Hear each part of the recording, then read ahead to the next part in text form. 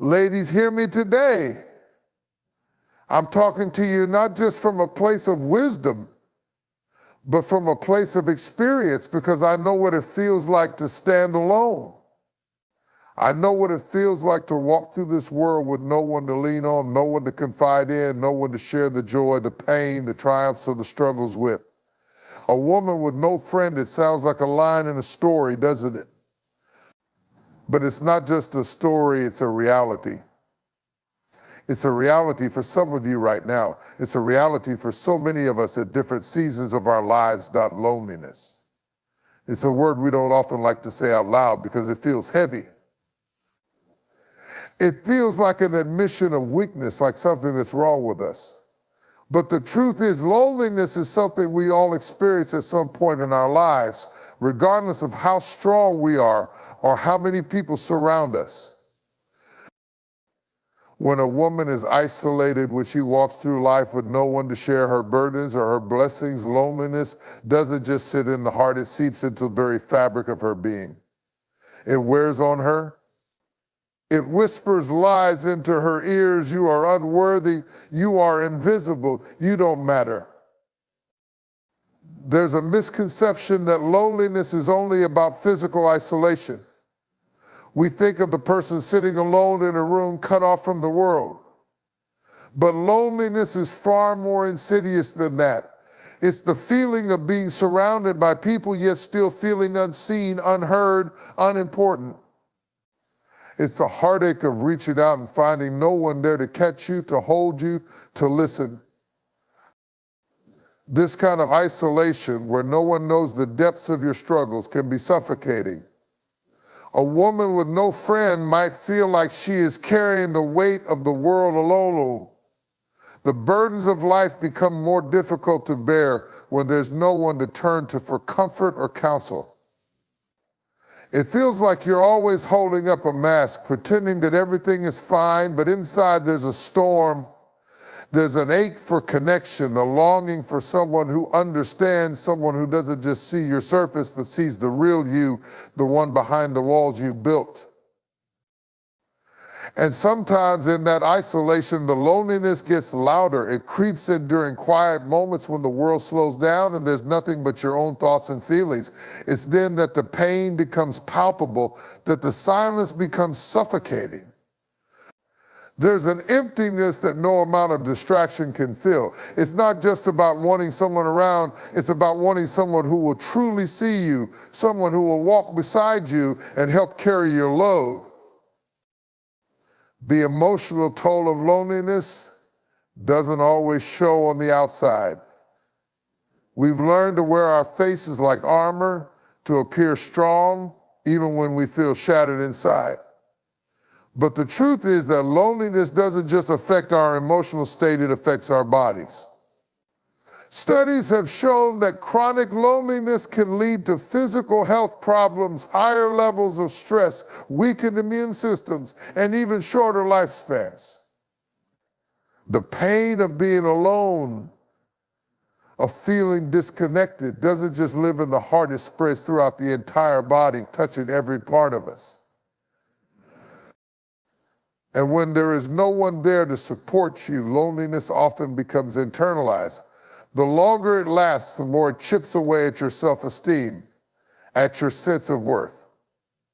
You begin to believe the lie that maybe there's something wrong with you. Why am I alone? Why don't I have friends? Is there something about me that drives people away? These thoughts can become overwhelming, and before you know it, you start to believe that the loneliness is not just something you feel, but something you deserve. But the most dangerous thing loneliness can do is convince you that you are not enough not to be loved, not enough to be cared for, not enough to matter. When we're isolated, it's easy to forget that we are worthy of companionship, worthy of love, and worthy of connection. It becomes harder to reach out because we start to doubt whether anyone will truly want to reach back. The isolation becomes not just a condition of the body, but a condition of the soul. And in that space, it feels like we're drowning in a sea of our own thoughts and fears. At the core of every human being, deep in the fibers of our soul, there is a fundamental need to connect. It's woven into the very design of who we are, our need to belong, to be seen, to be understood. From the moment we're born, we seek connection. An infant cries not just for food or comfort, but for the reassurance of someone's presence, for the warmth of human touch. It is in our DNA to reach out, to form bonds, to link our lives to others in meaningful ways. We are not solitary creatures by nature. No, we are relational beings created for community. And that need for connection is not just about having someone beside us in the physical sense. It's about the desire to be seen, truly seen for who we are. It's about the longing to be known, to have someone look into our eyes and understand the silent language of our hearts. It's about knowing that someone, somewhere, sees us, acknowledges our existence, and says, "You matter. You are important. You are not invisible." When a woman has no friend, this need for connection doesn't disappear. It intensifies. It becomes a silent ache in the chest. It is a yearning that cannot be ignored, no matter how hard she tries. The world may tell her to be independent, to stand strong on her own. And she may rise to the challenge, but even in her strength, there's a hunger. It's the hunger for a conversation that goes beyond the surface, a conversation that reaches into the soul and touches on the things that make her who she is. This desire for connection isn't just about avoiding loneliness, it's about finding joy, fulfillment, and comfort in shared experiences. It's about the moments when two people laugh over the same inside joke, when they finish each other's sentences, when they can sit in silence without the need for words and still feel understood. These moments of shared humanity are what make life richer. It's in these bonds that we experience the fullness of who we were meant to be. Connection is also how we grow. We cannot fully understand ourselves in isolation.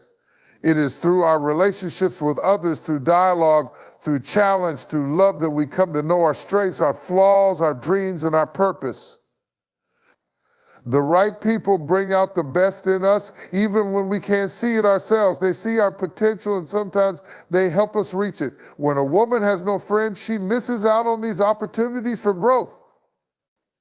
Without someone to offer perspective, to challenge her thinking, or to encourage her in times of doubt, she is left to navigate the world alone, trying to piece together the fragments of her own understanding. And yet, connection isn't just about growth or support. It's about sharing life, the good and the bad. When we don't have anyone to turn to, the highs feel less vibrant and the lows feel more overwhelming. The joy we experience in isolation lacks the fullness that comes when we share it with someone else. Similarly, the pain we endure can feel insurmountable when we're walking through it alone. But in connection, there's comfort. There's empathy. There's the recognition that no matter how difficult the road may be, we don't have to walk it by ourselves. For women, this need for connection takes on a particularly profound significance. Women are built to nurture, to care, to give, but they are also built to receive. They need to be cared for, loved, and supported.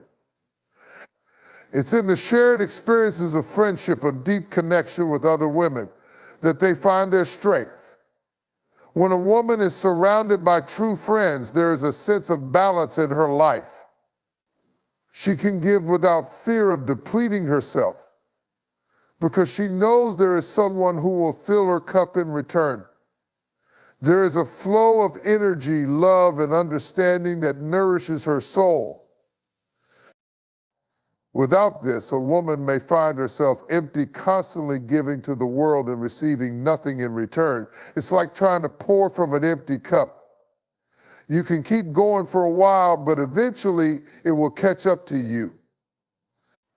Connection brings the restoration that allows a woman to continue being who she is meant to be: strong, nurturing, and resilient. It helps her stay grounded, connected to her own sense of worth, and reminded of the value she brings to the lives of others.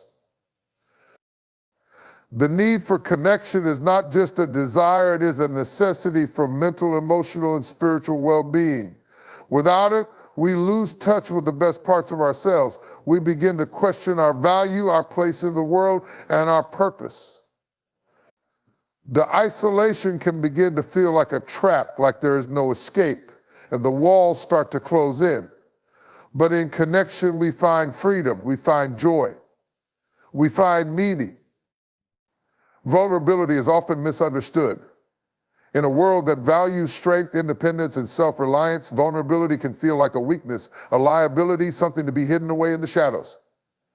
We are taught to protect ourselves, to guard our hearts, and to never show the cracks in our armor. But here's the truth: vulnerability is not weakness, it is strength. To be vulnerable is to dare to show up as your authentic self, not the version that's been carefully curated or the mask you wear to fit in. Is to allow others to see you, truly see you in all your humanity, your joys, your fears, your scars, your triumphs, your mistakes. It's the act of laying down the defenses you've built over time and letting someone into the most intimate parts of who you are. And it takes incredible strength to do that. It takes courage to admit that you don't have it all figured out, to acknowledge that you don't always have the answers, to share your pain and your struggles without knowing how someone will respond. In a world that tells us to be perfect, to be polished, to present a flawless image, vulnerability is a radical act. It's the act of saying, I am not perfect, and that is okay. To be vulnerable is to accept that you don't have to have it all together all the time. It is to give yourself permission to be human, to admit that sometimes you stumble, sometimes you fall, sometimes you get hurt. And yes, sometimes you don't know how to keep going. It is in those moments of raw honesty that true strength is born. Because real strength is not about hiding your wounds, it's about owning them. It's about standing tall in the face of your imperfections and saying, I am enough, even in my brokenness. Vulnerability invites others to witness your real, unpolished self, and in doing so, it opens the door to deeper connection. When you show up as you truly are, you give others permission to do the same. It's in this shared humanity that relationships are built, that trust is established, and that healing begins. Vulnerability is also the pathway to growth. When you're willing to open up and expose your raw, unguarded self, you create space for transformation. By embracing your vulnerability, you embrace the possibility of change. You allow yourself to experience new things, to learn from your mistakes, to become better and stronger because you didn't run from your struggles but face them head on. Growth doesn't happen when we stay protected, when we remain shielded behind walls of pride or fear. It happens when we step outside of our comfort zone, when we risk being seen for who we truly are, and when we allow ourselves to be open to new experiences, new people, and new perspectives. For a woman, vulnerability can feel especially daunting. Society often expects women to be nurturing, to be caretakers, to be the strong, supportive figures who hold everything together. There's an unspoken pressure to be the rock, to always be in control, to never show weakness. But the truth is, vulnerability is the key to true connection with others. When a woman is able to show her vulnerability, she invites others into her world, into the deep parts of her heart where fears, desires, and dreams live. And in that space, relationships can deepen in ways that surface-level interactions never will. Vulnerability fosters intimacy. It allows you to be seen, and in being seen, you find the courage to be your full self. To be vulnerable is to have the strength to admit that you need help. It's to acknowledge that you can't do everything alone, and that asking for support or leaning on others doesn't make you weak, it makes you human. Too often, women are conditioned to think they must be self-sufficient at all costs. But no one is meant to carry the weight of the world on their shoulders alone. Vulnerability is the doorway to receiving love, kindness, and compassion from others. It allows us to lean into the comfort of those who truly care for us without the shame of feeling like we're somehow less than for needing support. And here's something else about vulnerability: it is liberating. There is a freedom that comes from shedding the need for perfection, from letting go of the weight of expectation. When you allow yourself to be vulnerable, you are free from the chains of trying to live up to someone else's standards. You stop measuring yourself against an ideal that doesn't exist, and you begin to live in the beauty of your own authenticity. The pressure to be strong in a traditional sense fades away, and you realize that the greatest strength lies in being real, being raw, being honest, and being true to who you are. Vulnerability doesn't mean you have to expose everything at once. It doesn't mean you have to share your deepest secrets with the world or wear your heart on your sleeve all the time. Vulnerability is about finding the courage to take small steps, sharing your truth when it feels right, opening your heart when it's safe to do so, letting others see the parts of you that you've been hiding. It's a gradual process, a journey of learning to trust not just others, but also yourself. And while vulnerability may feel uncomfortable, it is in that discomfort that the richest rewards lie. It is in those moments of openness when we feel exposed and raw that we come to understand who we really are. And we discover that there is strength in our softness, power in our vulnerability, and beauty in our willingness to be whole, just as we are. Self-worth is the foundation upon which everything else in our lives is built. It is the internal belief that we are valuable, deserving of love, and capable of achieving great things, not because of what we do, but because of who we are. Self-worth is not dependent on external validation or approval. It comes from within, from a deep understanding that we are enough just as we are. And yet so often this truth is difficult for us to embrace. We live in a world that constantly tells us we need to prove ourselves to earn love, to prove our value through our accomplishments, through the way we look, through the way we form. We're told that we are only as worthy as our achievements, that our value is tied to how much we give, how much we accomplish, or how much we can please others. But self-worth is not about performance. It is about recognizing that our value is inherent, that it doesn't fluctuate based on the opinions of others or the conditions of our circumstances. We are worthy because we exist. This truth is not always easy to internalize. Many of us carry scars from our past, hurtful words spoken to us, rejection, failure, neglect that have caused us just to question our worth. When you have been made to feel small, unimportant, or invisible, it's difficult to believe that you are worthy of anything good. But this is where the power of self-worth becomes transformative. When you know your value, nothing, no rejection, no failure, no setback can take that away from you. The power of self-worth lies in the ability to stand firm, regardless of external circumstances, and say, I am enough. It's the quiet but resolute voice within that refuses to let the world's judgments define us. When you believe in your own worth, you stop measuring yourself against the impossible standards that society or family or even you have placed on you. You stop seeing yourself as a work in progress that needs constant fixing and start seeing yourself as a masterpiece that is already complete, even with flaws and imperfections. Self-worth is the bedrock of confidence. Confidence is not about being the loudest or the most visible person in the room. It's about being grounded in who you are. When you truly understand your worth, you can walk into any situation, whether it's a job interview, a social gathering, or even an intimate conversation, and hold your head high, knowing that you don't have to prove anything. You don't need to earn anyone's respect or love because you already know that you are worthy of it. This kind of quiet confidence is magnetic.